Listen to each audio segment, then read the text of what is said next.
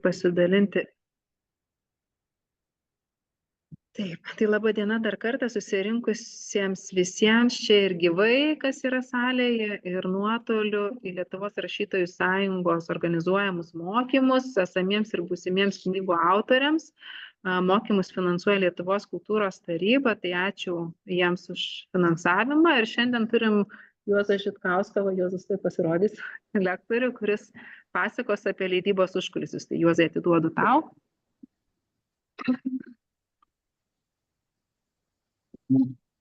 Tai laba diena ten ir čia. Diena laba. Leidybos užkulisiai yra, gal kai kam gali pasirodyti ne visada tokie įdomus, kokios yra įdomios knygos. Ir atvirkščiai, gal kaip tik užkulisiai yra įdomesni negu išeinančios knygos, už tai, kad kaip išeina knygos, tai čia jau būna aprimę aistrus, totalius visokiausius, autoriaus darbas su redaktorium, leidėjo problemų sprendimas su autoriumi arba su redaktoriumi, visko pasitaikom. Tai aš bandysiu pasidalinti mūsų slinkčių patirtimi, ką mes leidžiame, kodėl leidžiame, dėl ko leidžiame, tokių gal bendrų klausimų. Ko aš labai norėčiau ir prašyčiau, jeigu turėsite klausimų, tai labai noriu, kad jūs juos nesineštumėte tų klausimų, viską čia garsiai išskleistumėte. Tada mūsų šitas pokalbis, šita edukacija bus prasmingesnis ir bus įdomesnis. Manau, kad mes šitaip ne visai oficialiai ir formaliai čia, kuriuo man naudotis dėl interneto. Super, naudokis. Bet jūs nematysite interneto svetainės.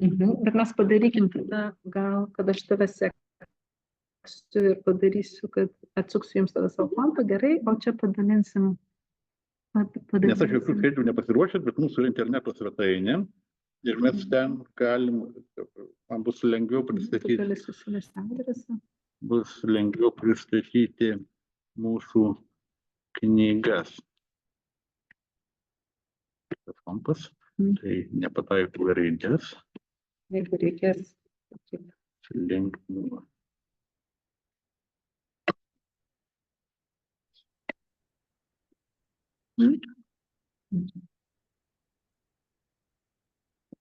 Dabar pabandysim pasidalinti. Aš įeisime į mūsų elektroninę parduotuvę, nes ten yra populiausiai sutvarkyta. Ar mato auditoriją? Matot? Matot, matau linkčiat, ačiū Eugenijos, matau veidą. Tai įeiti į parduotuvę. Parduotuvę, jo. Taip, į knygą. Gerai, prašau pats valdink dabar. Tai va, tai štai mes turime mūsų slinkčių elektroninę parduotuvę, kas iš karto sako, jog tai yra, kad mes ir patys užsiėmėm savo knygų platinimu, ne vien tik tai atiduodame kitiems platintojams. Taip, mūsų žanrai, čia jų yra ir į perspektyvas įrašytų, kurių mes, tarkim, kokie žurnalai, nieko mes šitų žurnalų neleidžiame, bet čia yra, turime kelių žurnalų leidybinės teises šiandien dienai, bet dėl turbūt daugeliu girdėtų priežasčių mes negalim ten pretenduoti į tą fondą. Kalbu apie Naująją Romą ir Pašvaistę, kuri tarsi ir būtų, mes greičiausiai, kad greitų laiku atsisakysim. Tai va, tai slinktys yra įkurtos prieš 9 metus ir šiandien mes dar vis esam auganti, kylanti leidykla. Nuo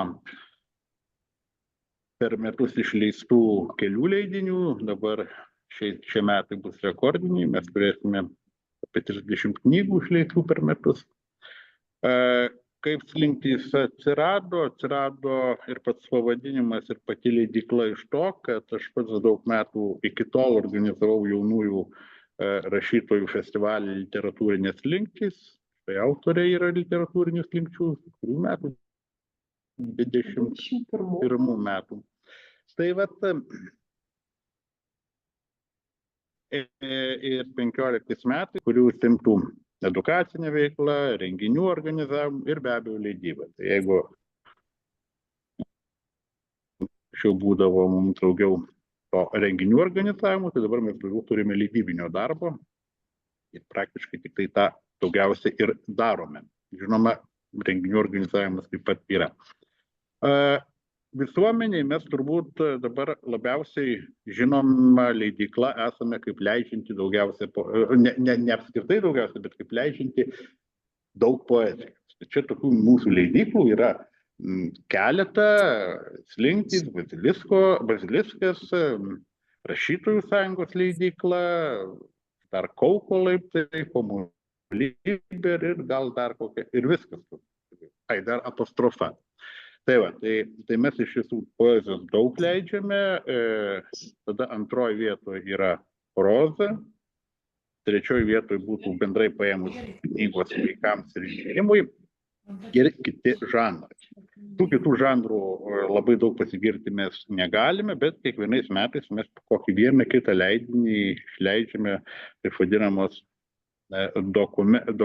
dokumentikos ar dienoraščio, ar mišrių žanrų, kaip praeitais metais. Tai va, tai sunku labai įterpti mūsų tradicinius leidinius, tai yra jau kūrėjų. Tai kažkas čia atsitiko? Na, kažkas girdžiu, kad mikrofoną neišsijungęs. Labai netrukdo, bet tiesiog, jeigu galite, išsijunkit mikrofonus. Tai va, tai kaip atrodo mūsų poezijos lentynėlė šių metų.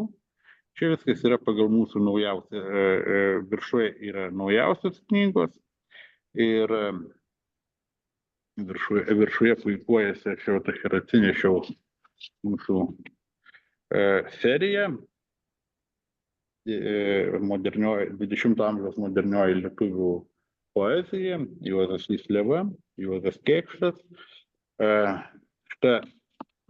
Tai yra mūsų autorinis projektas, Slinkčių šalyse. Deja, jums mylėjau, kad ten už ekrano negaliu perduoti knygų, jūs žiūrėkite per SR ekraną. Tai mūsų pačių inicijuota. Šitą seriją išsiskiria tuo, kad tai nėra kritiniai leidiniai ir jų sudarytojai yra jaunieji literatūros lauko žaidėjai. Juozas Tysliava sudarė Martynas Pumputis literatūros kritikas, o jaunasis poetas Linas Daugėlas sudarė Juozą Kėkštą. Šitą seriją tęsime ir numatė minimum 20 knygų. O maksimum, matysim, yra daug įvairaus 20 amžiaus periodo autorių, kurie yra įdomus, bet kurie yra mažiau žinomi arba primiršti, kaip ir tai atsitikę su Juozu Kėkštu, kada visus žemininkus, 5 žemininkai, žemės antologijos autoriai, bet realiai paskaityti galim tik tai per virš 30 metų nuo nepriklausomybės atkūrimo mes Kėkšto kūrybos praktiškai neturėjome. 86 išleistas. Tai čia mūsų yra. Tada čia galima žiūrėti Čerikos Drungytės bukolikos. Mėgstam leisti ir patys inicijuoti įvairias antologijas. Beveik turbūt kiekvienai nėra tų metų, kad mes kokios nors poezijos antologijos neišleisime. Tai šiemet išleidome šiuolaikinę estų poezijos antologiją, Šviesa šiaurinė, kartu su vertėja Danutė Sirijos Giraitė. Ir savo kūrybinėje kraitelėje turime išleidę Latvių vaikų poezijos antologiją. Čia galime ir prie vaikų, bet vis tiek yra vaikų poezija. Tai taip atrodo. stora knyga, va čia irgi parodysiu.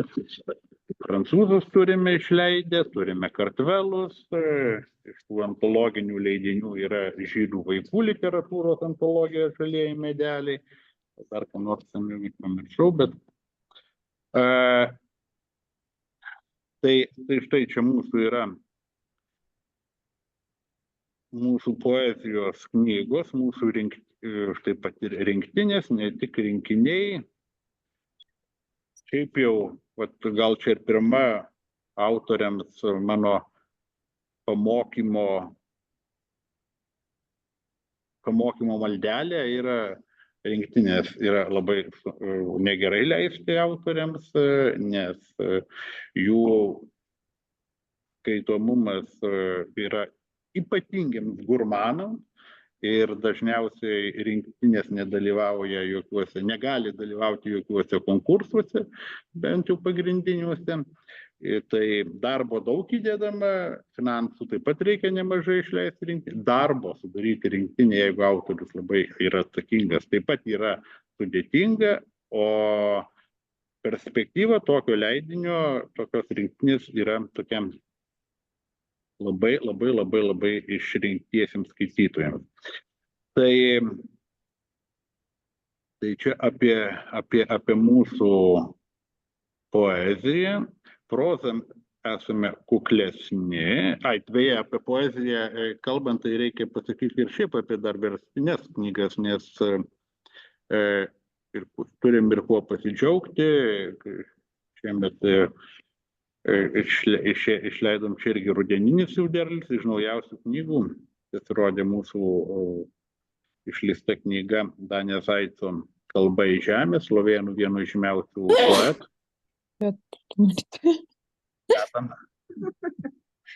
Viena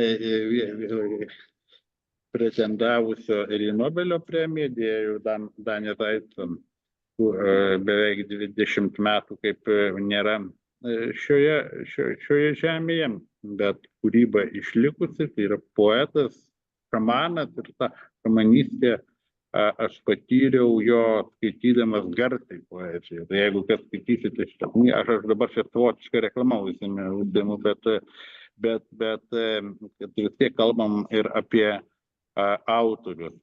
Tai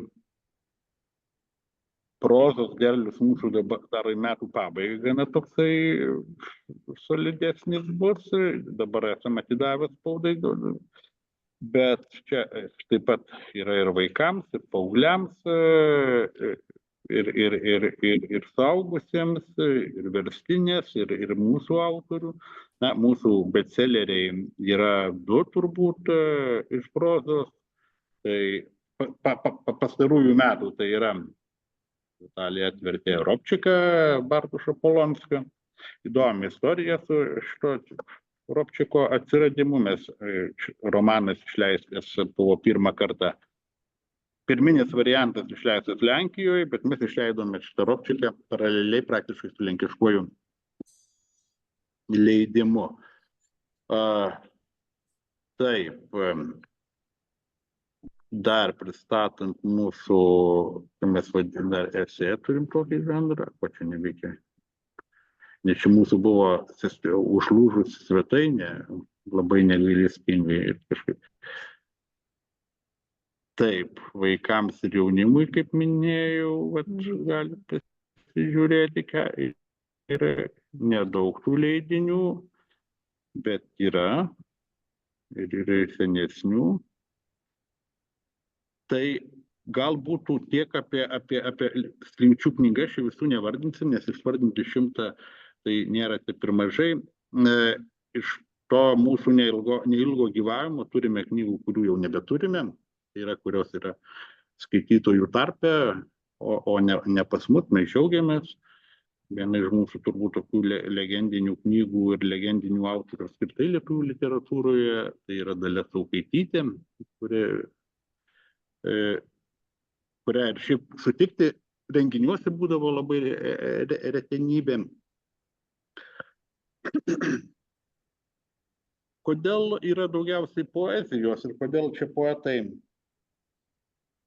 mėgsta ir mus, ir apskritai. Manau, čia yra kelios priežastys ir turbūt viena iš tų priežasčių, kad apskritai Lietuvoje yra daugiau poezijos rašytojų negu poezijos skaitytojų.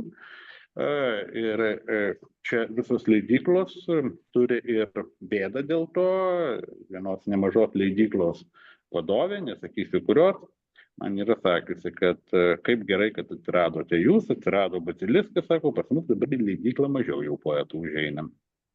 Tai iš tiesų autorių poezijos yra daug ir dažniausiai, jeigu gauni rankraštį, pasiūlymą iš kokio autoriaus, tai žino, kad tai bus poetas. Dažniausiai yra poezija, bet aišku yra ir prozos.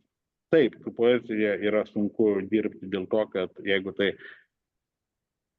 net ir su žinomesniu autoriumi, nes skaitytojai baidosi poezijos ir iš mūsų dalyvavimų knygų mūgėse, tiek Litexpo, tiek Sostinės dienose, tiesiog atrodo, kaip atsiverčia skaitytojas patrauklų viršelį ir išvysta ten eilėraščius, jį apima drebulys, siautulys, kažkokie, kai atrodo, kad kažką tokio blogo pamatė, yra, aš esu matęs, dėl to čia aš taip pasakoju.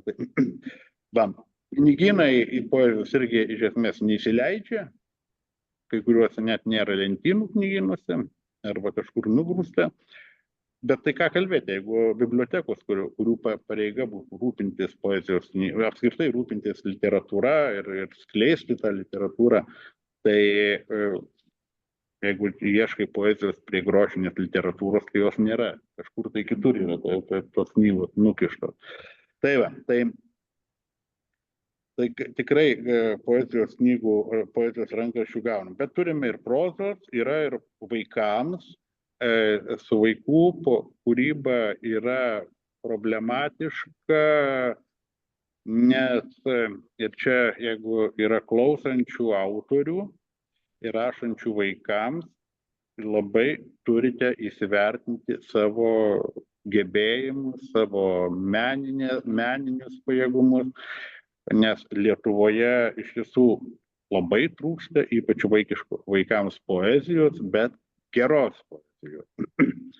Lietuvoje išleidžiama gal ir nemažai vaikiškų vaikams skirtų eilėraščių, bet labai nemažai iš tų autorių yra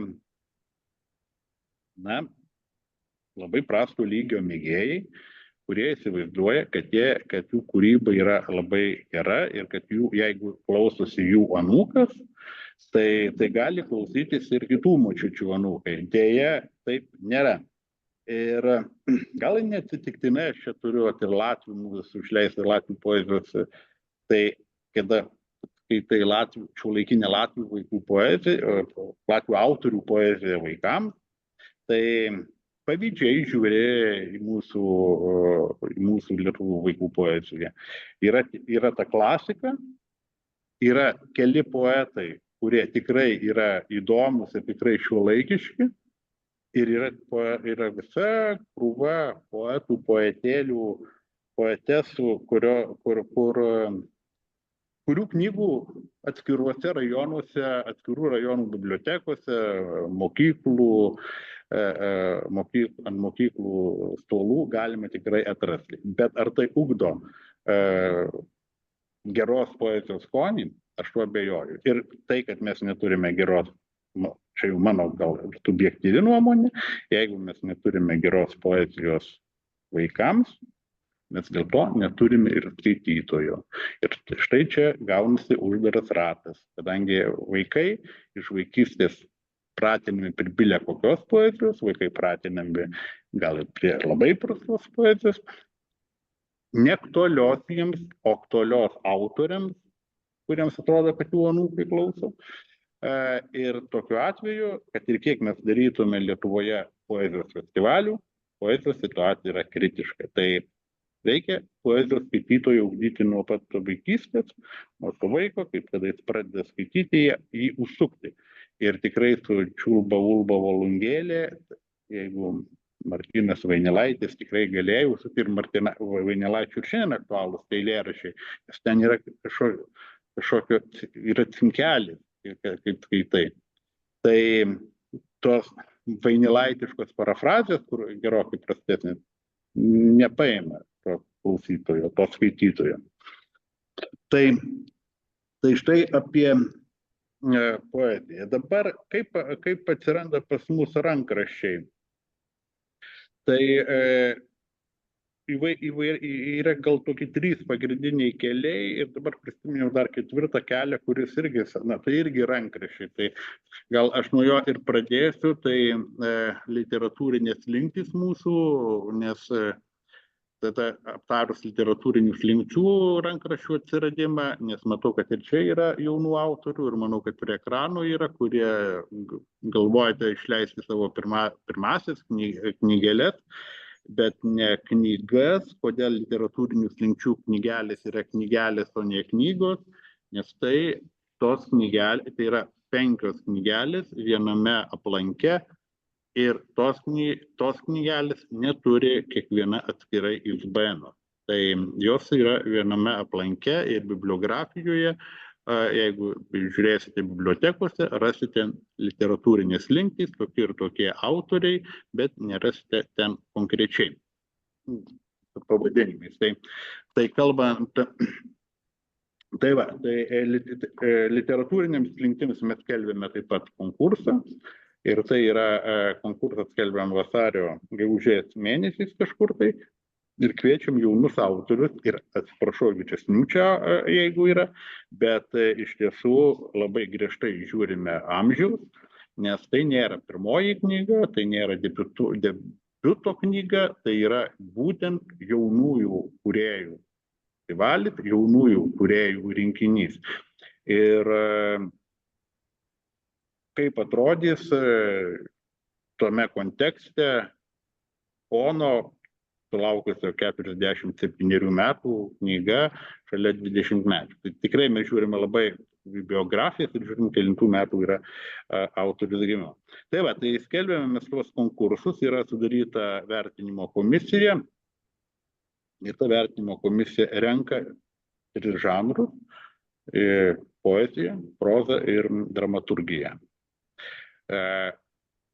Tai kiekvienai šiemet mums nepavyko, atrodo, dramaturgijos išleisti, bet pernai užpernai turėjom po 1 knygelį ir dramaturgiją, kas mane labai džiugina. Tai taip dar prisitraukėme dar vieną įdomų žanrą, kuris kaip ir nelabai toje leidybinėje apyvartoje yra populiarus. Jo, nes tai va. Kokių rankraščių daugiausiai sulaukime? Aišku, poezijos, kaip ir visada, antroje vietoje proza, bet kai kada pasitaiko, bet yra buvę metų, ar tik ne už praeitais metais, kada prozos mes išleidome daugiau negu poezijos. Vadinasi, prozos turėjome stipresnės negu poezijos. Tai ir labai džiugu, kada po to jau pasibaigus LinkedIn, po kurio laiko, mums su tais autoriais sekasi draugauti, bendradarbiauti, leidžiant jų kitas knygas. Ir turime ir Aisčio Žekevičiaus pirmąją knygą išleidę Maratonas, o 2017 berods metais jau buvo išleista literatūrinių slinkčių rinkinyje ir šiemet išleidome daugeliu poeziją besidominčių, turbūt jau girdėtą knygą Uršulės Toleikytės Šuo vaiduoklis, kuri Uršulė Toleikytė taip pat buvo mūsų autorė. Ir dabar esam daug pateikę paraiškų, tai toks norime tuos autorius tarsi ir ne tai, kad laikyti prie savęs, mes dalinamės mielai. Dabar Sokolovaitė išleido romaną Baziliskė, labai smagu, Monika Baltrušaitytė, štai Rašytojų sąjungos leidykloje jau 2 romaną leidžia ir taip toliau. Tai labai miela, kaip autoriai toliau. Tai štai vertina komisija įvertina, atrenkami 5 autoriai, išleidžiam tą rinkinį, darome pristatymus, vadinamus festivaliu. ar kitais metais bus literatūrinių slinkčių festivalis, ar bus rinkinio pristatymų ciklas, dar sprendžiam. Tai čia tokia labai jau užkulisinė informacija, tik tai jums žinia ir mes dar, nes mes patys dar tarpusavy nesam galutinai nutarę, kas bus. Bet gali būti, kad ne festivalis, o ir pristatymas. Tai va, dabar kaip pas mus atsiranda rankraščiai, tai kiti rankraščiai. Tai pirmiausia, tai aišku, yra svarbu, kaip kada mes patys ieškome tų rankraščių, galvojame, ką čia būtų galima leisti, verbuojame autorius, kalbiname juos, inicijuojam projektus ir iš tų inicijuotų projektų čia praktiškai visi, kur čia atsinešiau knygas, tai visi yra mūsų inicijuoti. Ir 20 amžiaus reiškia moderniosios poezijos serija, ir latvių poezijos antologija, ir žydų vaikų literatūros antologija, ir po to mūsų taip pat projektai buvo vaikams tokias mažytės knygeles iš žydiškos kalbos leidom, va čia toliau, jeigu va čia.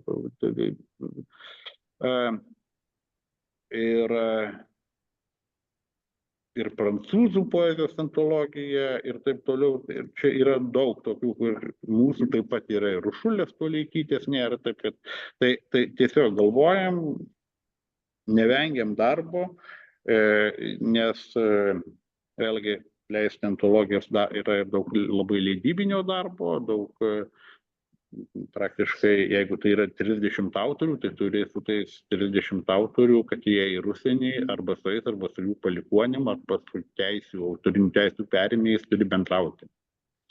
Ir nes nežinai, kas ten tavęs gali laukti, jeigu nebendrausi. Tai štai mūsų pačių tie projektai yra. Yra tada autoriai, kurie mums siūlo rankraščius. Kurie siūlo mums rankraščius ir čia galima tuos autorius išskirstyti į dvi dalis. Yra vieni autoriai, kuriais mes pasitikim, ir yra, kuriais mes nepasitikim autoriais. Bet mums reikia tų rankraščių, kad galėtum išgyventi. Tai yra rankraščiai, knygos skirtos šeimos ratui, va taip gal pavadinti reikėtų. Čia taip labai jau metaforiškai, labai jau taip gražiai, kur 50 egzempliorių. Tai tie autoriai, kuriais mes pasitikim, tai yra rašytojų sąjungos nariai, ar mums žinomi, mes leidžiam vienokiam sąlygom. Tai arba rašom paraiškas Lietuvos kultūros tarybai bendradarbiaudami su autoriumi, sudarę komandą visą knygą, nes kiekviena knyga turi savo leidybinę komandą. Redaktorius,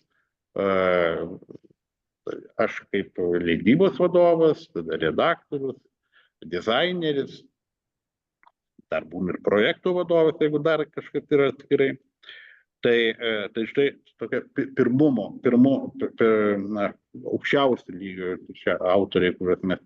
Kiti autoriai, kurie taip pat, kuriais mes pasitikime, bet jie patys būna radę finansavimą savo knygos leidybai. Na, pavyzdžiui, labai konkretus atvejis dabar paskambino viena poetė ir jinai gavo finansavimą iš Latgos.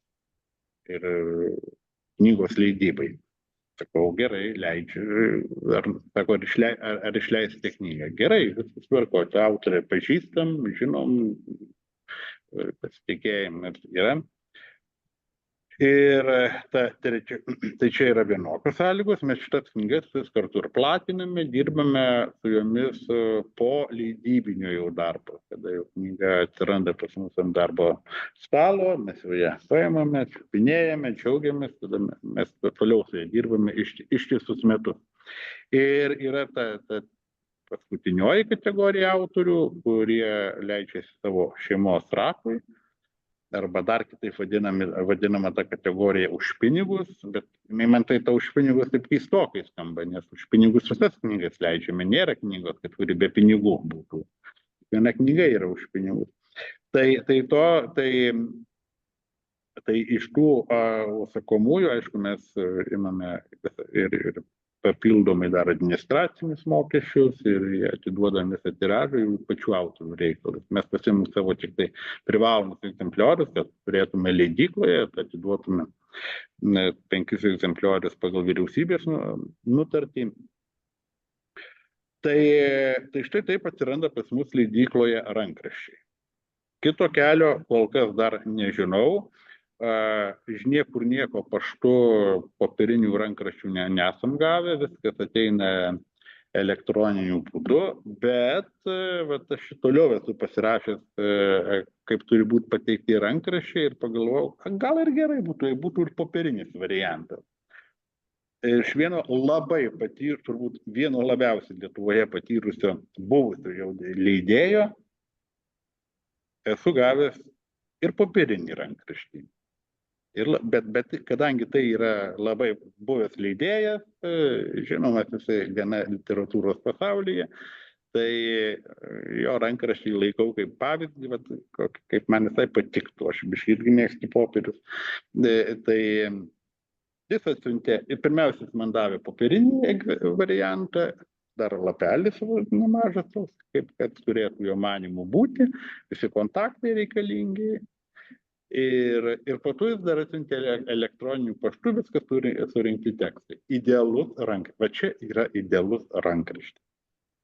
Jeigu kas nors prapuola interneto erdvėse, tai tu turi popierinį variantą. Ir jeigu tau reikia ką nors žymėtis, tai vis tiek man bent asmeniškai yra lengviau žymėtis tam, reiškia, arba ten kažką iškirpti ir padėti, negu kompiuteryje. Bet tai čia yra vienetinis atvejis per 9 metų leidybinę praktiką.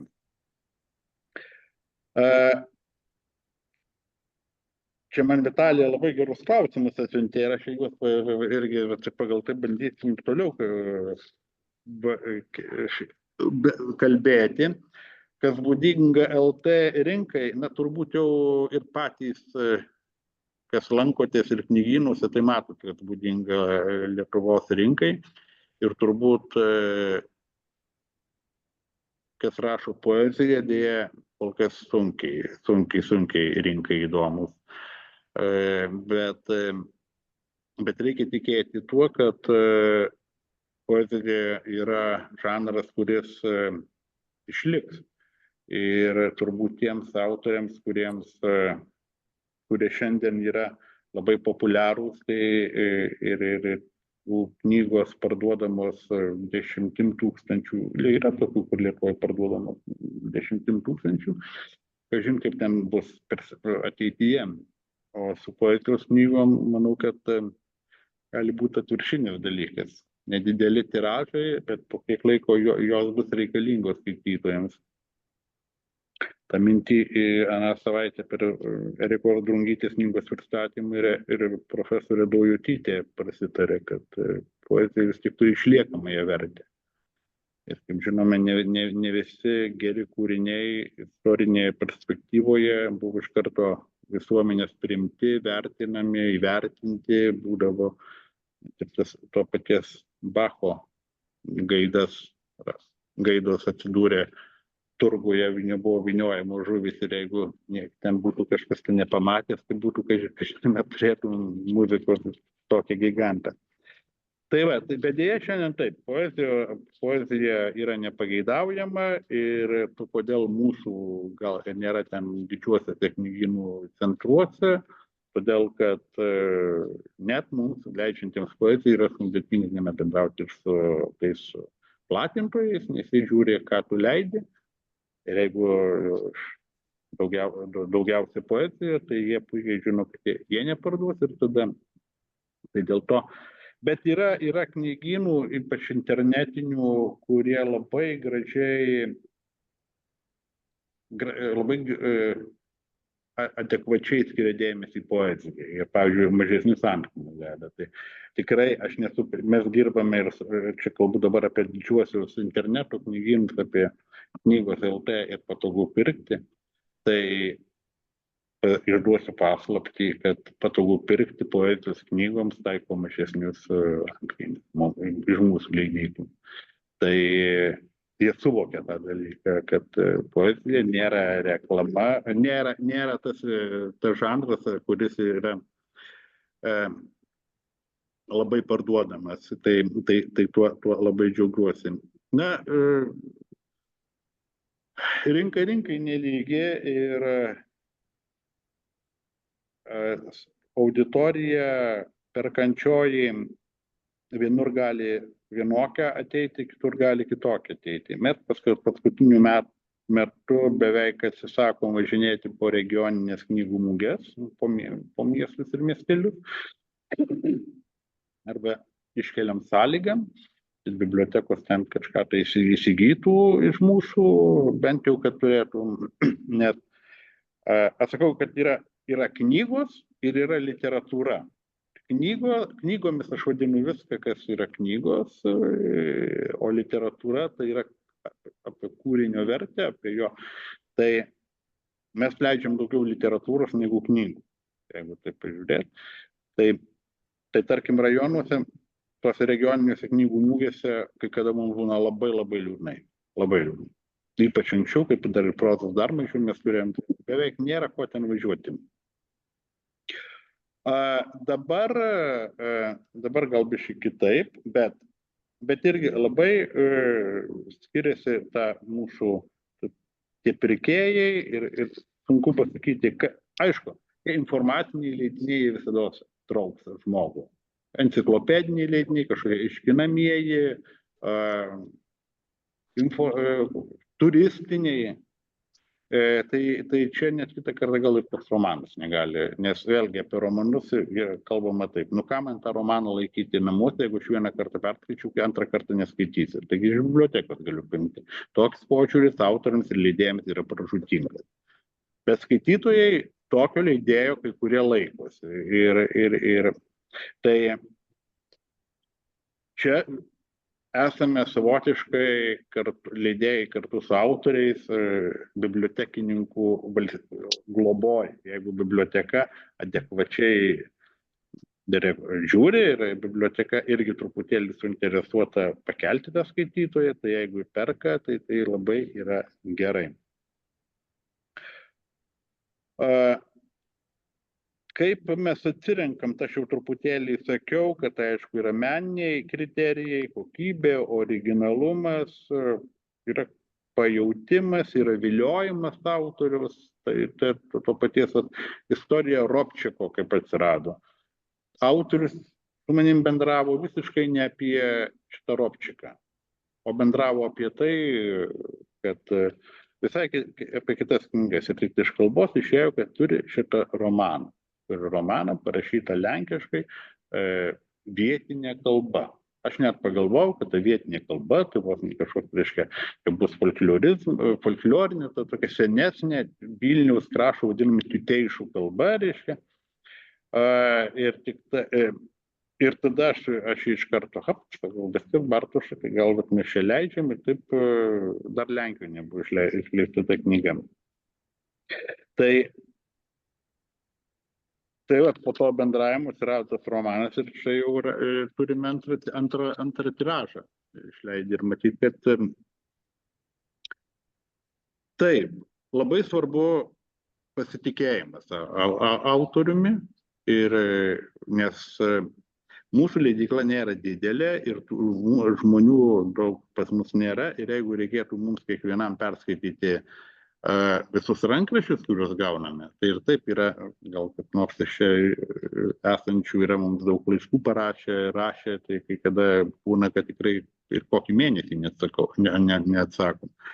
Tai jeigu mes skaitytume labai šventai visą mūsų komandą rankraščių, tai mes nieko neišleistume, reiškia. Tai mes pasiskirstom truputėlį, tai peržiūrim, bet čia šiuo atveju labai yra svarbu tas pasitikėjimas. Ar tu tiki autorium ar netiki, tai jeigu tu pamatai tau pažįstamą pavardė, tai vis tiek aišku, kad tas autorius bile ko neduos, nes jo ir paties kriterijai. Negaunam šiemet pasiūlymų iš nacionalinės premijos laureato. Nu tai negi dabar, bet mes turbūt iš leidėjų esam gal tokie liberaliausi leidėjai, nes žinau, kad kitos yra leidyklų, mano kolegų, kur labai griežtai žiūrim į rankraščius, viską perskaito ir dažniau jų leidėjų skonis nesutampa su autoriaus skoniu. Tai mes šiuo atveju esam liberalesni, nes jeigu vadovautis tuo principu, jog visi autoriai turi būti leisti tik tai pačiaus, tai mes per metus turėtume po 14 poezijos, 14 prozos knygų, aš nežinau, ar tai būtų gerai. Ir tai rašytojų sąjunga, vietoj 300 narių, tai turėtų kažkaip irgi susimažinti, tai jeigu nes rašytojui yra tam tikras atskaitos taškas knyga. Ir jeigu rašytojas neturi knygos, tai kaip ir dailininkas, jei nesurengia parodos, koks jisai dailininkas. Taigi amatininkas, kuris šaukštus gali drožti, tai rašytojas, jeigu jis turi menininkų kūrėjo statusą ir išleido tas 2 knygas, kad įstotų į rašytojų sąjungą, o po to nei vienos, tai mes dėl to žiūrime truputėlį plačiau. Ir reikalui esant, mes tą kriterijų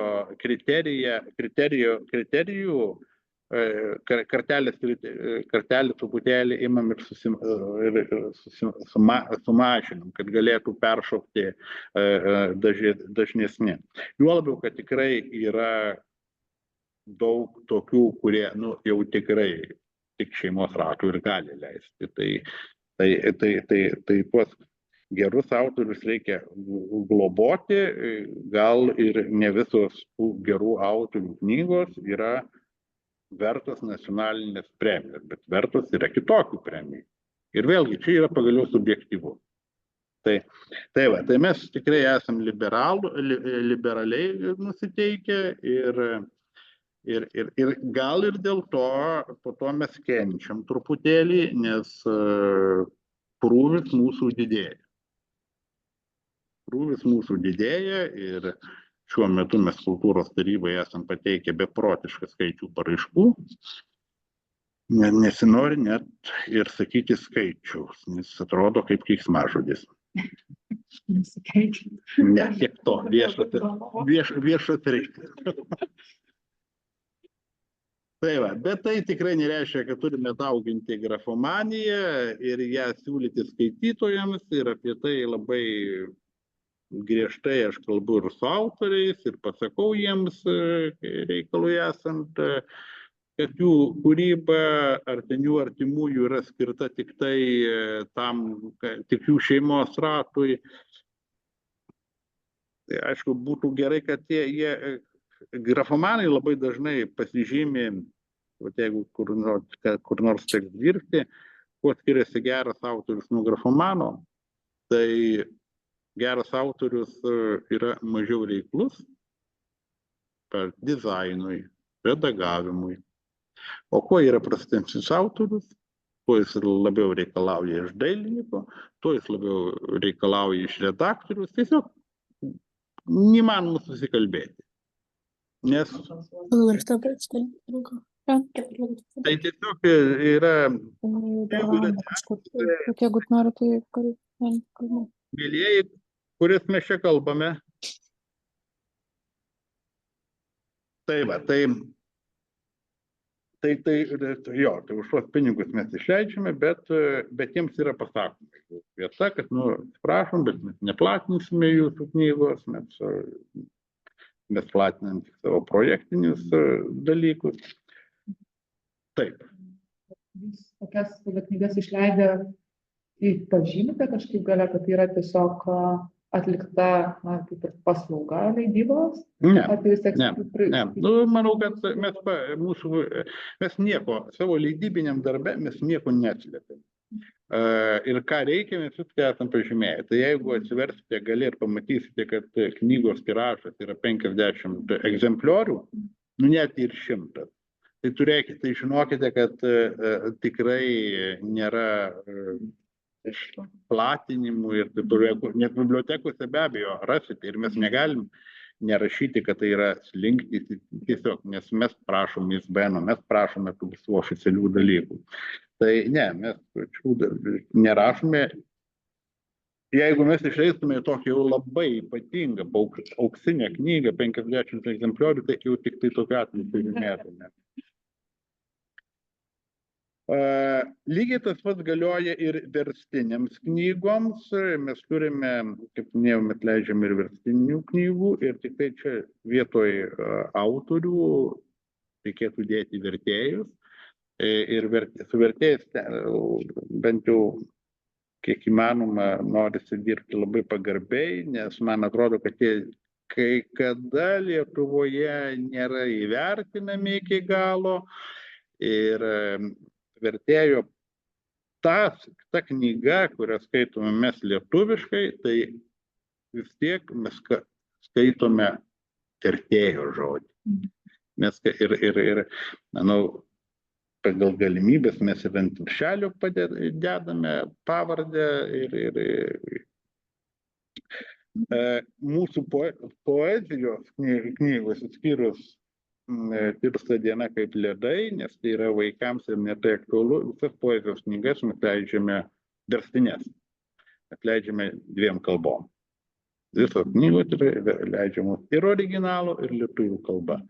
Ir visiškai nesvarbu, ar ta kalba yra labai atpažįstama, ar jinai yra egzotiška. Kai kas sako, niekas nesupranta, bet tada atverčiamas viena pirmųjų mūsų antologijų yra Kartvelų jaunųjų poetų antologija, aidintys, sakau, pažiūrėkite, jeigu nesuprantat, tai bent pasigrožėkite, koks yra nuostabus raštas.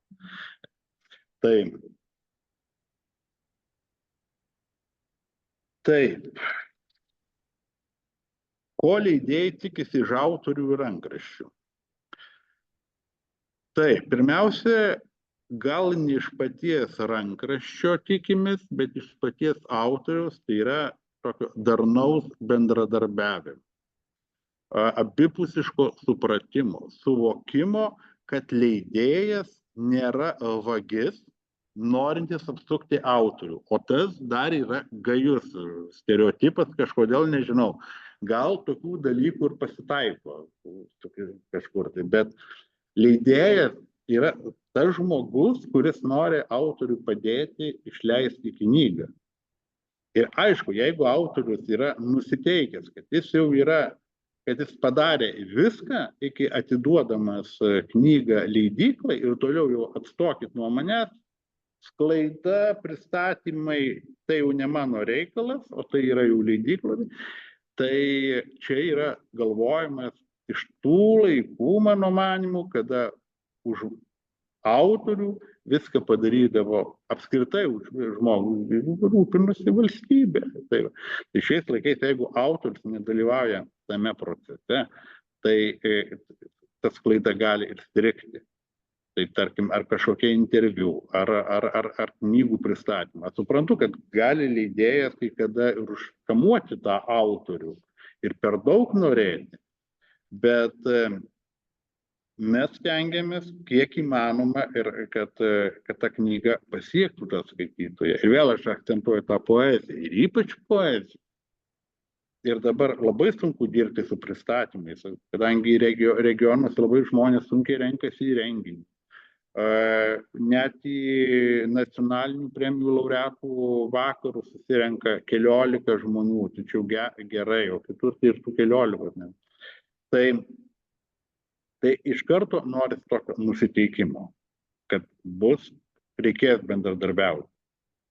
Tada toliau, kad autorius suvoktų, kad redaktorius nori padaryti jo kūrinį tobulesnį. Ir redaktorius yra būtinas. Yra autorių, kurie kai kada sako, nu, aš gerai čia viską, nu, nereikia čia to redaktorius, aš viską turiu redaguoti, ten kažkas pažiūrėjo, kažkoks giminaitis. Ne. Giminaitis žiūri kaip į giminaičių tekstą. O redaktorius, žiūrintis ir skaitantis iš šono, jis žiūri kritiškai. Redaktoriai yra dviejų rūšių. Yra redaktoriai, turinio redaktoriai, kurie pasako išbraukta tą pastraipą, ne sakinius, ne kablelius sudiktuoja, ne kablelius sudeda, bet pasako, ką išmesti, ko reikia, ko nereikia. Tiek prozai, o jau poezijai kaip būtina redaktorius. Tas turinio redaktorius, jis gali kablelį nesudėti. Sudeda kalbos redaktorė arba kalbos redaktorė per brūkšnelį korektorę, kuri po to jau dirba tuos kalbinius dalykus. Tai tie turinio redaktoriai yra svarbu ir su jais darbas turi būti labai darnus, labai draugiškas, labai vertas pasitikėjimo. Esam turėję autorių, jis nesakysiu, kad dabar nepasakysiu, kad čia iš to pasaulio, tai čia greitai jūs galėsite rasti kitas autorius. Esam turėję autorių, kur iš tiesų turėjom keisti redaktorę, kuri praktiškai buvo jau peržiūrėjus viską ir ten grėsė, nežinau, kas turbūt ligoninė redaktoriai po darbo su autoriumi. Kada puslapį jėdu aptardavo valandą, tai ten nežinau, ko ten būtų pasibaigę, jisai nepasitikėjo jie, redaktorė tiesiog jau psichologiškai žinodavo, kad reikės su tuo autoriumi bendrauti, tai jau jinai irgi visą įsitempdavo ir ten mačiau, kad blogai bus, tai keitėm redaktorių.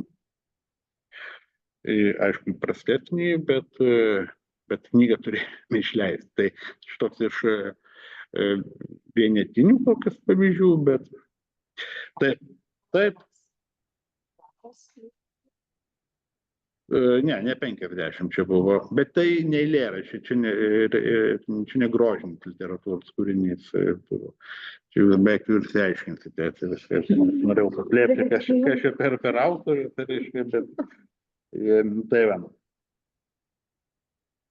Nes jeigu tai būtų buvę knyga šeimos ratui, tai būtume numoję ranką. Nes jeigu šeimos ratui ir neįmanoma susikalbėti, tai ir turėk. Bet kadangi knyga buvo skirta vis tiek ne šeimos ratui ir buvo gauta finansavimo nedaug, bet mūsų teikta paraiška buvo, tai mes negalėjom taip savo imti, leisti, kad išleisti, negerai išleisti. Tai va, labai svarbu autoriui rankraštį, jeigu tai yra įmanoma, jau čia dabar jau kalbu apie tuos autorius, kurių pateikėme paraiškas kultūros tarybai. Nes kaip teikėme paraiškas kultūros tarybai, tai nebūtinai turėti ir pilną rankraštį. Užtenka turėti ištrauką ir gali dar ten ta knyga būti neparašyta, nors čia rizikos yra, kad po to bus sunku dirbti, nes gali truputėlį pavėluoti ir autorius, darbiškai užsitęs darbai gali. Bet teikiant paraiškas, pilno rankraščio nebūtina turėti.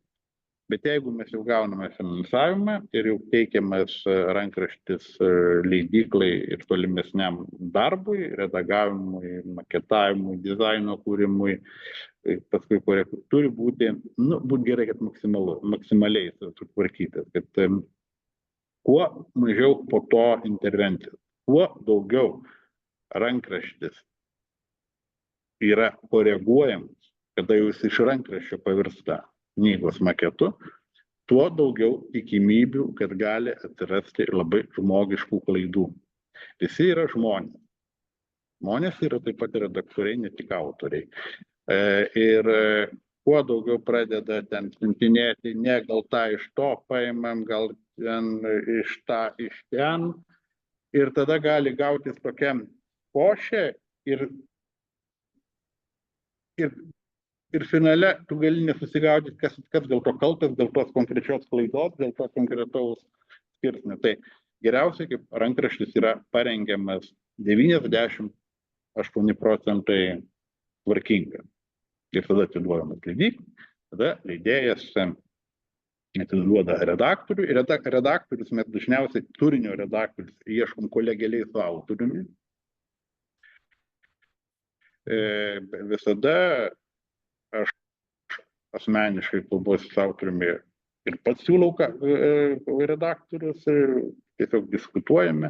Lygiai taip pat kaip ir diskutuojam dėl kitų dalykų ir dėl techninių dalykų, kaip atrodytų tokie, reiškia, kadangi man pačiam visai patinka tie pafantazuoti, matyti tą knygą perspektyvoje, kaip jinai atrodys, reiškia, po to gali daug kas keistis, tai įsijungs jau dizainą, nes jisai kitą matymą pasiūlo, bet aš kaip leidybos vadovas, leidyklos vadovas, aš nenusišalinu nuo viso to proceso. Aš dalyvauju nuo pradžios iki pabaigos ir atiduodant spaudai, aš bent jau permetu akimis, kad viskas būtų gerai. Ir nes visai neperseniausiai atidavėm knygą spaudai, pasirodo ne tą tiražą užsakymą. Bet per skubėjimą buvo tas ne tas, kad ne toks tiražo užsakymas, tai ne tai, kad ten 100. Bet turėjom atiduoti, turėjom spausdinti 1000, užsakyta 400. Tai tai teko viskas gerai, kad net viršiai ir gerai, kad dar nebuvo paleisti gamybą. Tai spėjom sustabdyti. Tai va.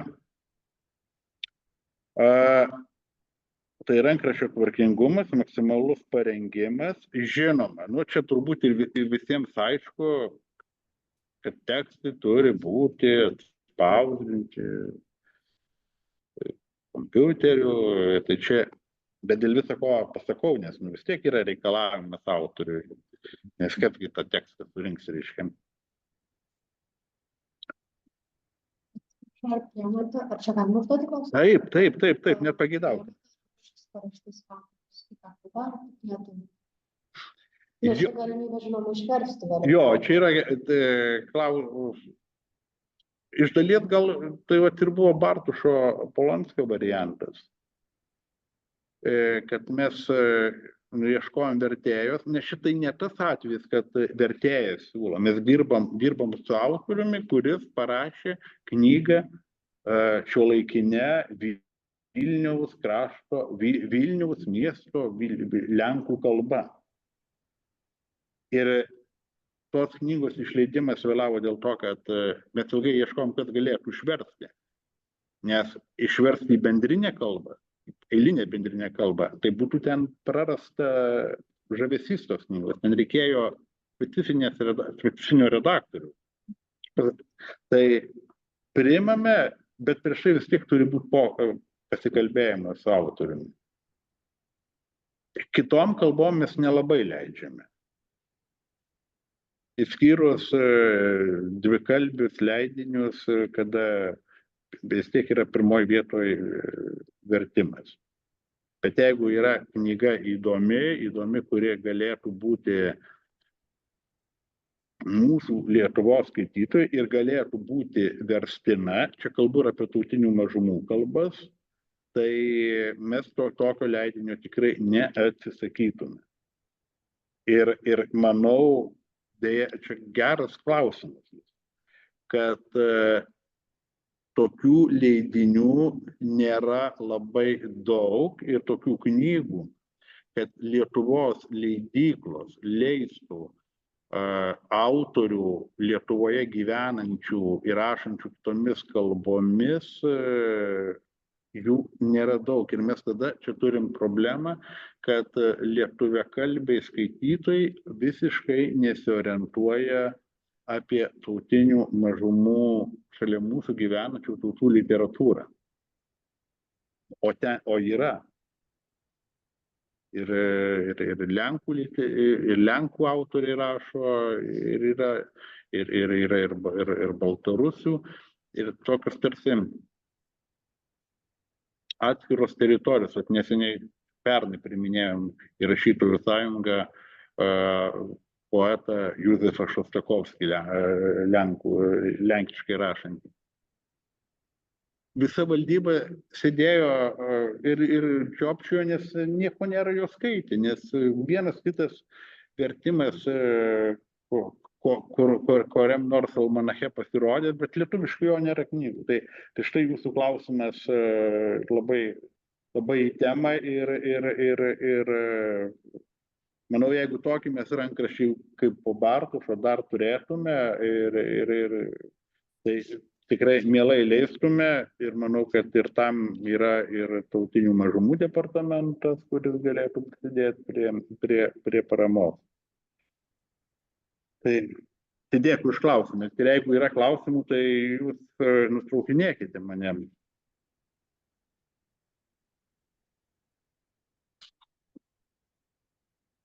Aš neturiu klausimą, bet norėjau pasidalinti, kad vakar buvau knygų paviljone ir norėjau nusipirkti Austėjos Jakas poezijos knygą, bet ji buvo išparduota. Kartais būna, kad poetų knygas ir išparduoda ir užsako naujus leidimus. Taip, būna ir čia iš tų tokių gerųjų atvejų. Čia Baziliskui tikrai Baziliskas daug ir įdėjo ir aišku pati autorė yra. Ir pati knyga yra labai tokia neįprastinė, tai tikrai taip. Tai jeigu turit klausimų, tai jūs klauskite. Aš dar čia turiu kažką tai pasirašęs, bet jūs drąsiai, gal jeigu čia yra iš nuotolyje klausančių, tai irgi pažiūrėsiu, ko nepasakiau.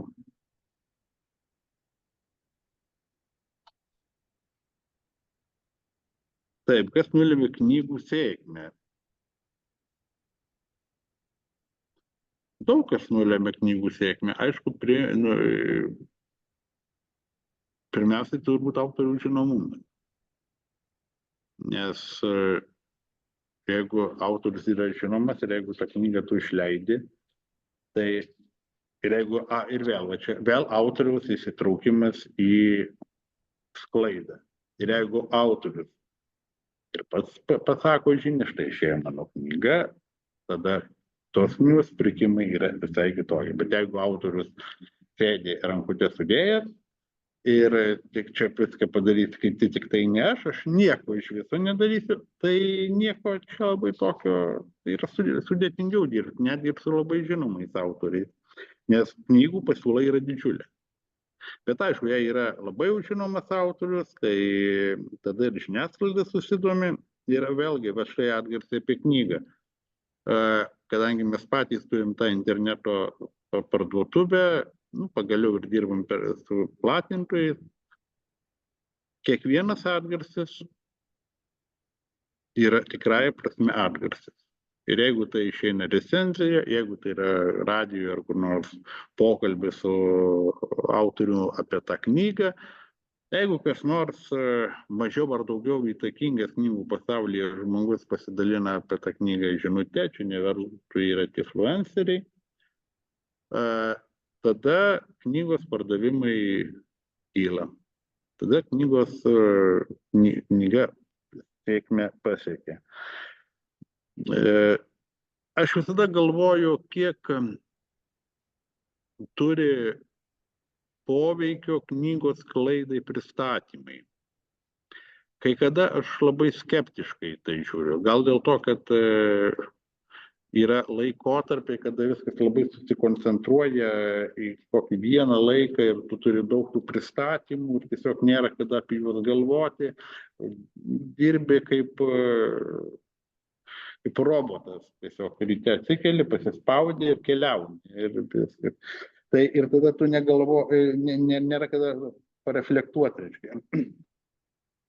Nes kai kada atrodo, jeigu ateina ten miestelyje keliolika žmonių, kai kada ir tų keliolikos nėra, kiek toks pristatymas yra efektyvus. Ir kai kada labai aš buvau skeptiškai nusiteikęs. Bet paskui pažiūrėk, po kiek laiko tau įkrenta koks vienas kitas pirkimas. Ir tu galvoji, ar čia dėl to, Ar ne dėl to? Mugės. Na, vėlgi, taip, Litexpo mugė, Vilniaus knygų mugė yra ta vieta, kur tikrai visos leidyklos parduodam, beveik visos leidyklos parduodam normaliai tų knygų, tai viena turbūt geriausių aikštelių knygų platinimo. Ir kiekvienais metais po tos knygų mugės dar ir tie užsakymai ateina. Tai va tas, kai kada nelabai supranti, iš kur tie dalykai, bet jei tavęs nebus, tai nebus ir tų užsakymų. Tai dalyvavimas, ypač architektūrų, apie tas regioninės mugės aš truputėlį bijau važiuoti dabar, nes daugiau ten yra nuostolių negu. Tai va.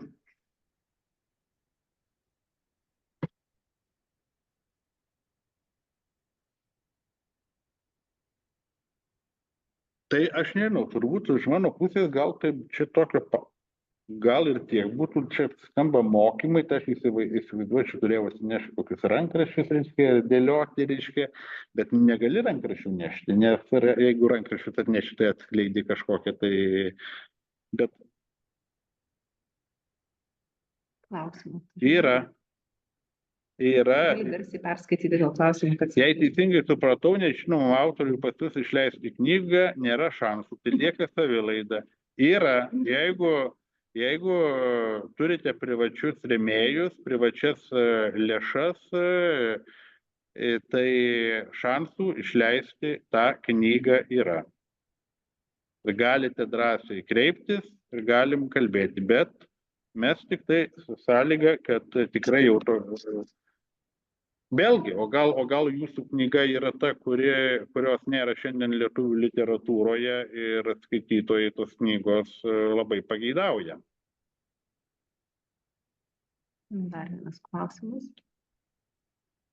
Taip, gali perskaityti. Kaip reikėtų tinkamai pateikti rankraštį, kad jis būtų pastebėtas? Kokią papildomą informaciją pateikti? Jeigu siunčiu per leidyklas ir nesulaukiu iš visokių atsakymų, ar suprasti, kad mano kūryba nėra vertinga ir reikalinga? Ar leidyklos niekuomet nepateikia atsakymų, net ir neigiamų atvejų? Leidyklos šiaip jau, jeigu žmogus klausia, tai jam turi būti atsakyta. Tai pirmiausia. Ir šiuo atveju leidėjams tie etikos kategorijos taip pat yra taikyti. Kad jeigu jūs kitą kartą nesulaukite kokį mėnesį atsakymų, čia aš jau žinau, aš iš savo varpinės, tai dar nereiškia, kad į tą laišką bus neatsakyta, nes iš tiesų, žiūrint, kokiu metu pataikote ir kai kada būna toks tiesioginių darbų srautas, kad nespėjame atsakyti. Tai atsakymas turi būti pateiktas, tiesiog reikia kantrybės. Kita vertus, ką aš irgi tokį atskleisiu dalyką, kad nepatingėkit ir paieškokit leidyklos telefono numerio ir pasiskambinkite. Mes dabar šiais laikais labai jau įpratome, reiškia, susirašinėti ir bendrauti raštiškai, bet iš to raštiškumo tai tik tai beraštystė daug didėja, reiškia. O tai tiesiog yra telefonai, galite pasiskambinti ir pasitirauti, kodėl tamsta neatsakai į mano laišką, aš esu siuntęs ir tada tikrai jums nereikės laukti mėnesius to atsakymo. Žodžiu, leidyklos turi pateikti atsakymus. Bent jau slinktys, vėliau ar anksčiau, po mėnesio, pusantro, bet atsakom.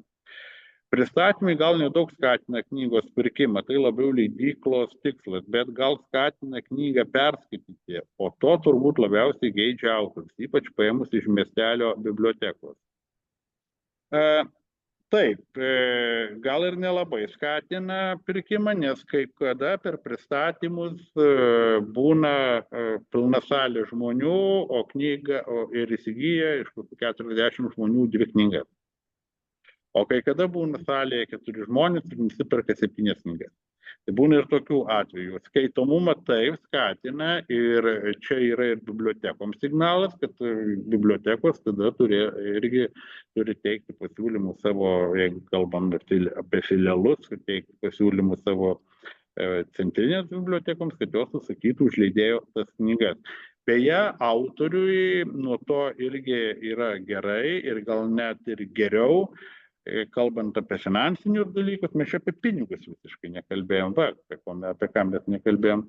Tai nes autoriui, jeigu jo knyga yra bibliotekoje ir jinai yra skaitoma, tai vis tiek ten krapsi tie pinigai. Skirtingi tie pinigai yra, kai kurie autoriai gauna gerus pinigus, kai kurie mažus pinigus, bet vis tiek kažkiek tai ten yra tų pinigėlių. Sveiki, knygos finansavimo gavimo klausimų norėčiau pasiteirauti, kokiais būdais galima jį gauti. Pirmiausia, reikia pateikti, aišku, rankraštį. Dabar labai skirtingai yra tie finansavimo klausimai, gavimo būdai. Vienas tokių pagrindinių kelių tai yra Lietuvos kultūros taryba, bet ten konkurencija yra labai didžiulė. Ir ten reikia įsivertinti savo galimybės, nes kultūros tarybai, literatūros sritį sueina iš visų leidyklų paraiškos ir ten pretenduoja tiek ir nacionalinių premijų laureatai, tiek ir nenacionalinių. Tai čia kalbu apie šitą centrinę kultūros tarybą. Dar yra regioninės kultūros tarybos, bet ten gali teikti paraiškas tos leidyklos, kurios yra įsikūrę tam tikrose apskrityse. Tai mes turime dar leidyklą asociacijos Slinktys, tai mes dar galime Slinktys Aukštaitija. Mes galim dar į Utenos apskritį teikti. Tai, žodžiu, tai čia vienas kelias, yra kai kurios savivaldybės turi savo leidybinės programas. Dabar iš atminties galiu pasakyti, grinai leidybinės programas turi Pasvalio savivaldybė, turi Varėnos savivaldybė, tada dar iš tų regioninių galima teikti, jeigu Vilnių laikytum, tai ir Vilniaus savivaldybė priima paraiškas. Taip pat Klaipėda labai sėkmingai priima paraiškas. Žodžiu, yra įvairių kelių, tai čia labai aišku reikia konkrečiai žiūrėti. Dažniausiai tas paraiškas gali teikti leidyklos, bet kai kur gali teikti ir patys autoriai individualų. Dabar jeigu dar kalbant apie individualius autorius, tai noriu vieną finansavimo šaltinį paminėti, tai yra Latga. Kiekvienais metais skelbia konkursą ir čia visgi geriau, kad teiktų leidykla, nes jeigu jūsų knygos leidybai Latga paskirs 3000 leidyklos paraiškai, tai leidykla ir gaus 3000. Bet jeigu bus paskirta autoriui, fiziniam asmeniui, tai autorius gaus minus 15%. Nes Latga keistoka ten sistema, kodėl, bet Latga atskaito 15% GPM. Tai logiškai viskas aišku, jeigu tai kalbama apie kūrinio parašymą ir sukūrimą, bet jeigu kalbama apie knygos leidybą, man tai logikos čia jokios nėra, nes tas autorius, nes autorius pinigus pasiima, jis sumoka kitam. Kodėl tas GPM yra skaičiuojama, man šitas dalykas yra nesuprantamas. Kaip savilaidai išleistos knygos vertinimas tarp leidėjų kitų autorių, ar knygynai jas priima? Įvairiai vertinama, žinau, kad yra ir labai skeptiškų požiūrį į savilaidą, kai kurie autoriai visiškai tai nekreipia dėmesio, tą irgi siūlyčiau į tai atsižvelgti ir leidžia tikrąją prasme savilaidos keliu, tai yra patys atiduoda spaustuviai, patys platina, patys organizuojasi pristatymus. Ar tai vertinimai yra įvairūs? Ar knygynai jas priima? Tai man regis turbūt įvairiai, bet manau, kad labiau ne. Nes knygynai tikrai net nepriima iš mažesnių leidyklų. Tai ką jau kalbėti apie autorius. Tai praktiškai savilaida išleistomis knygomis geriausiai dirbti savarankiškai per socialinius tinklus ir ieškoti kitų būdų, kurių gal aš ir nežinau. Bet ar nepriima tų knygų, pavyzdžiui, Patogu pirkti knygos LT, aš nesu tikras dėl to. Sveiki, o koks atsiskaitimas pačios leidyklos, tarkim, jums atnešiau auksinę knygą. Atnešit auksinę knygą, tai yra auktas atsiskaitytumėm. Tai atsiskaitimai yra labai skirtingi. Čia apie pinigus, kai gerai, kad klausite. Jeigu mes gauname paraišką ir finansavimą paraiškai, tai pirma eilutė sąmatos yra honoraras autoriui.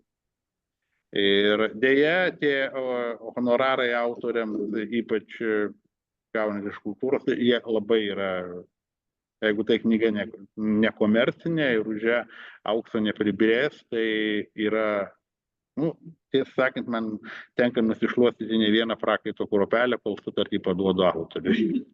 Nes tikrai nedžiugina. Bet tai, jeigu tu gauni knygos finansavimą 4-5 tūkstančius eurų, tai pusę beveik tos sumos atiduodi spaudai. O visa kita dar yra redaktorius, dar yra korektorius, dar yra leidyklai kažkas turi būti, irgi turi administravimo išlaidos kažkokią, reiškia. Tai autoriai, bet autoriui pirmoje vietoje turi būti honoraras sumokamas. Didesnis ar mažesnis. Man labai keista, kaip girdžiu iš autorių, kad kai kurios leidyklos ir nesumoka autoriams honoraro. Tai man nelabai tai yra suprantama. Bet jeigu mes gauname auksinę knygą ir jeigu gautume auksinę knygą, tai čia jau yra individualus susitarimas, gali būti ir procentai, gali būti... Mūsų atveju tai turbūt kalba būtų apie procentą. Ar Slinkti suteiktų leisti geros lietuviškos fantastikos apsakymų rinktinę, kiek apskritai Lietuvos leidyboje tikėtina apsakymų, nebūtinai fantastikos rinkinių sėkmė? Apsakymai turbūt balansuoja šalia poezijos, tikrai romanai lenkia,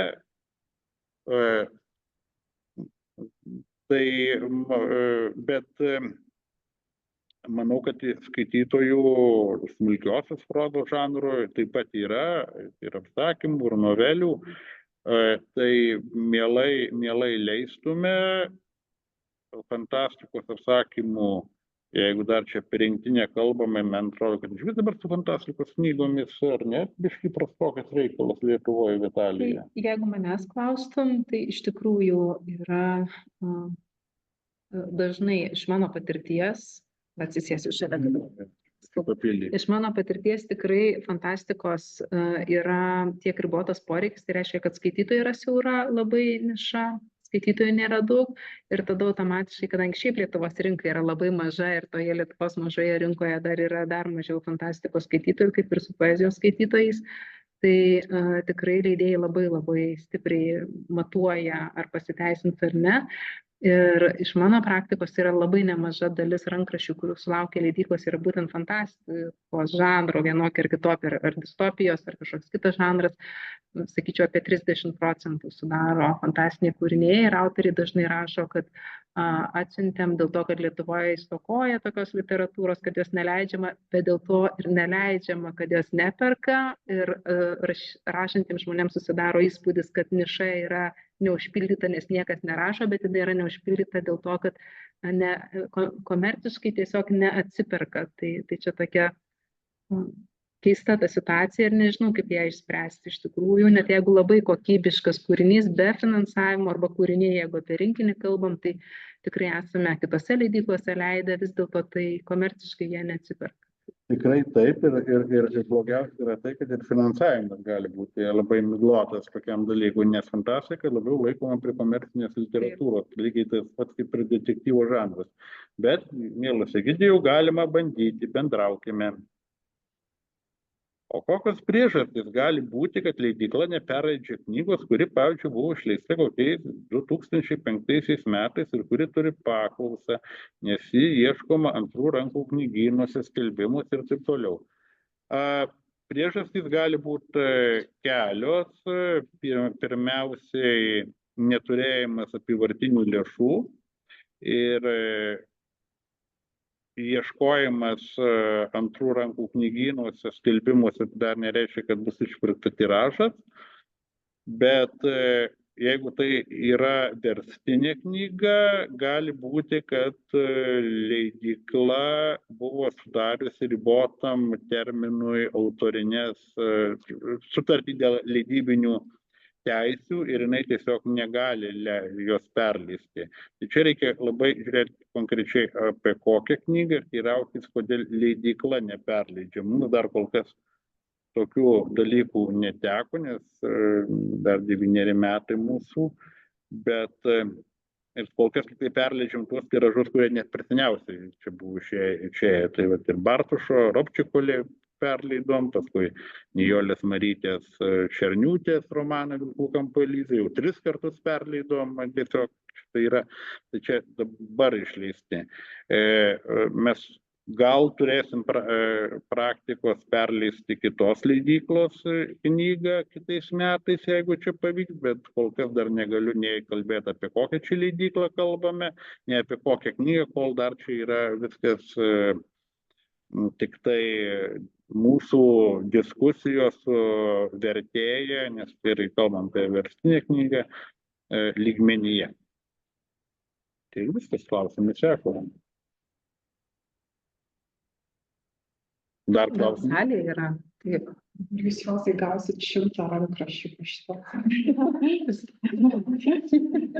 Man bet, pavyzdžiui, įdomu, kad sakot, neperskaitot visų rankraščių, gaunat ir autoris yra visiškai nežinomas. Ir kas lemia, kad jūs skaitysit? Tai čia gal aš turėjau daugiau, kad aš gal neperskaitų, bet mūsų komanda tai paskaitinėja, nes aš mūsų vienas. Mes iš viso galim sakyti 5, bet ne iš 5, tai 4, kurie prie to tokio skaitymo, prie to leidybinio. Kitas kolega, kuris daugiau su vadyba, užvečiavimu daugiau yra. Tai tada jei ne tas perskaito, tai kitas paskaito. Kažkas perskaito, gal aš turėjau omeny daugiau, kad čia man pačiam norėtųsi tos rankraščius perskaityti, bet supranti, kad jeigu aš skaitysiu visus rankraščius, tai stos visas leidybinis procesas, nes tai reikalauja. Čia aš nemoku tuo akluoju skaitimu, kaip per valandą perskaityti 500 puslapį. Tai o rankraščiai tikrai yra visokie ir alinantys, aišku, tie alinantys iš karto ir matai, kad jų neleis. Bet žodžiu, jie yra perskaitomi. Tai čia negalvotų, kad neskaitomi. Tarkim, gauname rankraštį ir pradinio kažkokio finansavimo nėra, bet rankraštį pastebit ir atrodo, kad vertas, kiek laiko trunka visas procesas iki knygos išleidimo. Kada tas rankraštis atkeliauja?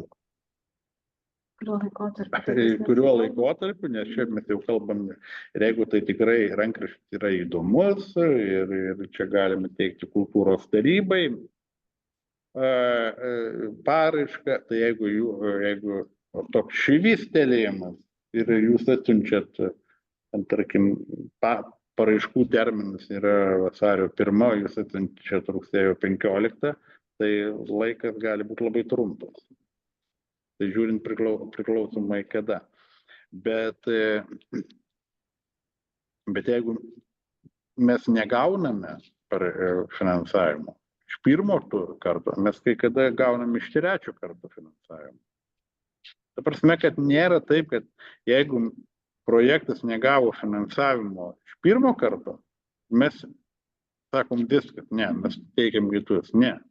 Kai ko gal ir atsisakom. Yra tokių projektų, kur patys mažiau būnam užtikrinti, nu, tikrai būna tokių, kur arba kažkokių tai kitų subjektyvių, dėl kažkokių kitų subjektyvių dalykų mes turime. Tai, bet mes dažniausiai bent porą, trejetą kartų teikiam. Ir kada jau autorius sako, nu jau ir man nusibodo teikti tą paraišką, nu ne, viskas neteikiam, nu tai neteikiam tada.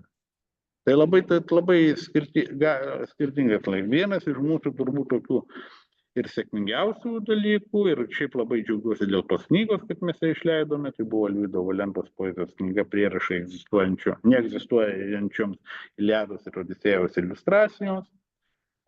Buvo likę 3, bet čia dar vis tiek, nu, aš vadinu 2020-ieji turbūt metai, ir mes teikiam paraiškas kultūros tarybai, ir man Alvydas parašo laišką, paskambina, likus ten 2 dienom iki termino pabaigos. Ir kadangi dar mes irgi daug tų rankraščių neturime, tokių autorių, ir tai nuo jo skambučio iki knygos išleidimo užtruko iš viso, iki atidavimo autoriui, kokį 9 mėnesių. Tai va, dar atsirado. Klausimas. Išnešiotas kūrinys. Jo, bet jau tikrai buvo išnešiotas ir buvo nuo iki jau pat. Jeigu autorius yra rašytojas, bet ne šoumenas, ar tai reiškia, kad pagal dabartinius standartus jo knyga neturi galimybių sulaukti sėkmės? Ne, tai nereiškia, absoliučiai nereiškia, nes jeigu visos knygos, kurios sulaukia, visų knygų, kurios laukia sėkmės, autoriai būtų šoumenai, tai būtų labai prastai Lietuvoje. Ar visgi užtektų interviu spaudoje, influencerių reklamos? Interviu spaudoje visados labai gerai, influencerių reklama yra labai gerai, nes tikrai jie turi galę. Aš tą turiu iš patyrimo sakiau. Ir kokių marketingo priemonių, bet išvengiant kalbėjimo auditorijoms ant scenos. Tai ta prasme, miela Monika, pristatymo ne. Na, yra toks variantas, kad be kalbėjimo, be pristatymo, jeigu influenceriai įsijungia, tai viskas yra gerai, bet jeigu neturime pažįstamų ir autorius neturi pažįstamų influencerių, o leidėjas turi labai ribotą biudžetą, tai nieko to nepadarysim, nes influenceriui už kelias eilutės reikia mokėti kai kada visai apvalius pinigus ir ten sumos yra didžiulės. Mano bendrapavardė klausė, Ugnė Žetkauskaitė. Sveiki, kokios apimties rankraštis turėtų būti, kad sudomintų leidyklą būtų galima leisti? Miela Ugnė, rankraštis turi būti tokios apimties, kad būtų galima susidaryti iš jo įspūdį apie jo kokybę ir iš vis matyti, ar jis gali būti knyga, nes jeigu bus bilė kokie tekstukai atsiųsti ir iš jo tu negalėsi susidaryti įspūdžio, ar tai gali būti knyga ar negali, tai labai sunku ką nors spręsti. Yra vienas autorius man atsiuntęs teiravosi apie knygos leidybą, kaip su leidėjais negalima bendrauti. Čia pabaigai jau turbūt. Vienas autorius man atsiuntė, noriu išleisti knygą. Aš jam atsakau, gerai, mes kalbėkime, o rankraštį gausiu, jis man atsiunčia nuorodą, tai pasižiūrėkite Facebook'e. Jam atsakau, ne, ačiū, aš užsiėmęs. Jis mane apkaltina aroganciją.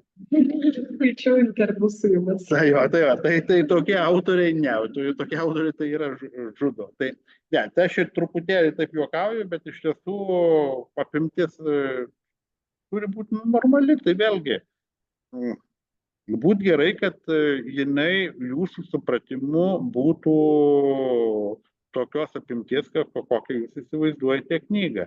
O jeigu siunčiame kažkokie tai padaryti tekstukai ir iš tų padarikų tekstukų leidėjas turi susidaryti būsimos knygos vaizdą, tai leidėjas yra tokia paslauga, kad galima kažkas sudarytų tą knygą. Bet geriausia, kai pats autorius padaro, bent jau pirminį variantą, o paskui redaktoriui duodama dirbama redaktorius autorius. Ar yra tokių literatūrinių nišų, kurias užima vien užsienio autorių? Verstinė literatūra, o lietuvių autorių tekstų visai nėra. Nežinau, gal ir yra tokių literatūrinių nišų, kas čia turime omeny, gal čia konkrečios leidyklos ar ne, bet žinot, Dalyvavom seminare apie vaikų literatūrą, vaikų paauglių, tai romantizy žanras pasirodo, kad yra, nieks nerašo tokio lietuviškai, bet jis yra labai norimas ir skaitomas jaunimo. Tai kaip ir romantikos ir fantastikos žanras. Mums pasako iš Alma Literos. Jūs galbūt prisijungti? Šiaip gal rašo, žinokit, net ir lietuviškai aš esu rankraščių skaičius gal labiau neleidžia. Nes esu skaičiusi rankraščių tikrai jaunimui, kur fantastika su romantika, tai gali būti, kad yra rašoma, bet kaip knygos neišeina dėl jau įvairių kitų priežasčių. Man atrodo, apie tai ir kalba. Pavyzdžiui, detektyvai, literatūrinė ar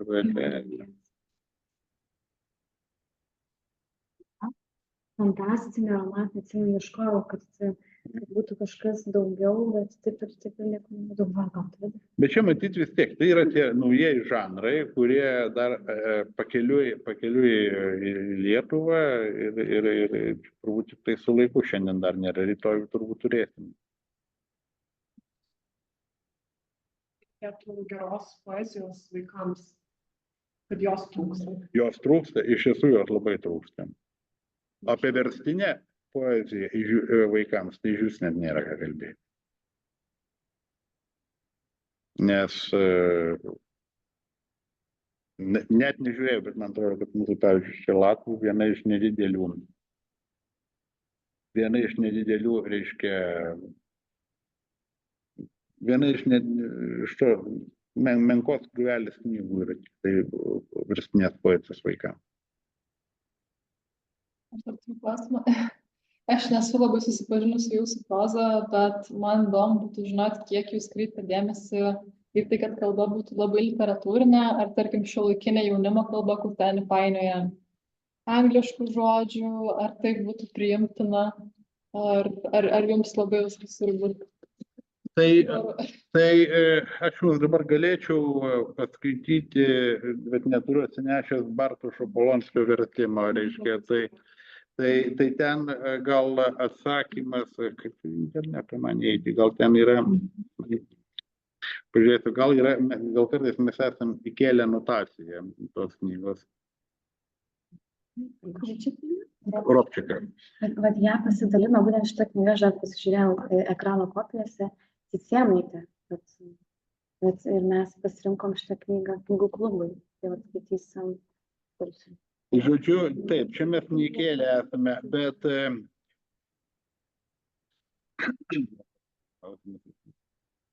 tai iš tiesų ne. Ir aš kaip tik atvirkščiai esu prieš kalbos sterilumą ir tenka kai kada ir su redaktoriais pakovot savotiškai, kad neišpjaustytų ten tų visų grožybių. Tai va, tai kalbant apie Robčiką, tai čia iš viso yra žargonas Vilnius, su krūvom keiksmažodžių, su barbarizmas, reiškia, tai yra gatvės kalba. Tai tikrai mes... Nes tavo žmonės pasigenda tų knygų, kur atrodo šiuolaikiniam tam skaitytojui, kad taip kaip tu kalbėsi, taip ir skaityti galėtum. Tikrai taip. Bet ta knyga irgi turi nešti turinį kažko. Nes jeigu bus vien tik tai mėgavimasis kalba kaip po tokia, tai knyga, kažin ar pasieks skaitytojui. Tai kodėl Bartošo tas romanas yra populiarus? Dėl to, kad ten yra kalba plus turinys. Jeigu skaitoma ištrauka, tai gal ir neužčiuopi to viso, bet ten, kada ją skaitai ištisai, tai ten užčiuopi ir kismą nuo visiškai tokio, reiškia, narkotikus bevartojančių jaunimėlio iki jo, kuris ten paskui renka aukas ir aukoja vargstantiems. Tai žodžiu, ne, aš esu prieš kalbos sterilumą.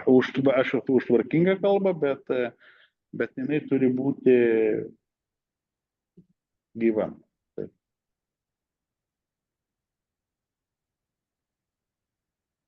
Tai turbūt viskas. Jeigu klausimų nėra, lygtai nėra klausimų. O koks amžiaus yra tas slenksčio festivalis? Tai iki 35 metų. Ant pat galelio. Iki 35 metų. Nėra klausimų. Tai kągi, ačiū, kad klausėtės mano pasidalijimų apie leidybą. Ir mano minčių, visada norisi daugiau kažką pasakyti, kada pabaigi savo šneką, tada pamatai, kad gal kažko tai nepasakai, bet buvo malonu pabendrauti, ačiū, kas klausėtės už ekranų, kas buvote čia atėjote ir iki kitų kartų. Matom dar žinučių, ačiū. Taip, aš tada irgi visiems dėkoju Lietuvos rašytojų sąjungos vardu, kas registravotės, išklausėt, išbuvot, tai gausite įrašą, kai jau jį turėsime, greičiausiai tai įkelsime į YouTube, negreičiausiai, o tikrai gausite elektroninį laišką ir galima bus grįžti ir paklausyti ir dar pasižiūrėti, jeigu kažką norėsit prisiminti. Rytoj mes nuo 12 valandos turime mokymus ir kviečiame visus dalyvauti. Bus tik nuotoliu su dr. Aušra Kaziliūnaite apie galimybės dalyvauti rezidencijų programuose užsienyje. Tai kas dar nematė, tai kviečiu irgi registruotis, mokymai nemokami, taip pat finansuoja Lietuvos kultūros taryba. Tai dėkui visiems, gražaus vakaro. Viso geriausio, ačiū. Ačiū jums.